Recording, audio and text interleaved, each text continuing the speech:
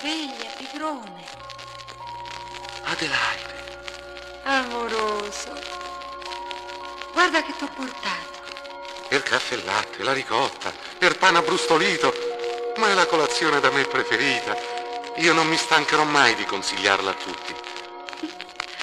Come siamo belli stamattina. Sì? Guarda, t'ho stirato pure i capelli. Sembri più giovane, Davvero? più moderno, Adelaide, amoroso. io sto bene qui con te, callo callo. Ora, ma tu non sarai un sogno, una leggenda.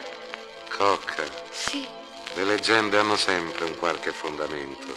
Oreste, Presente? se tu un giorno mi lasceresti, io t'ammazzo. È poco probabile.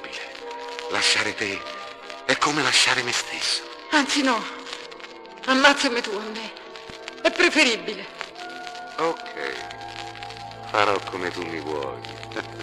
A non ridere di me, te lo prego. Mi preferiresti frivola? Non rido di schermo, è la felicità. Fino a ieri che non si vedevamo, ero rinchiuso in me stesso come un involtino.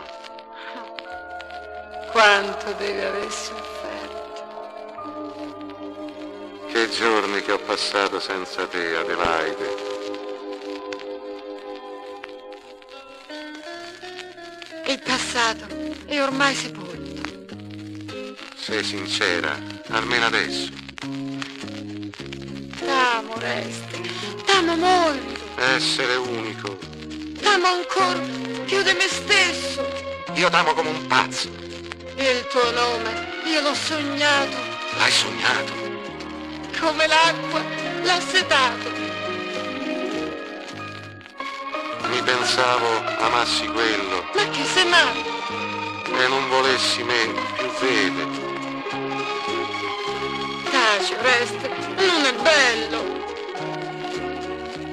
Sono tua, mi devi da credere. Credo, e puramente. Vedo un'ombra sul tuo volto. Il passato è ormai sepolto. Tu convinciti al presente. Amo te.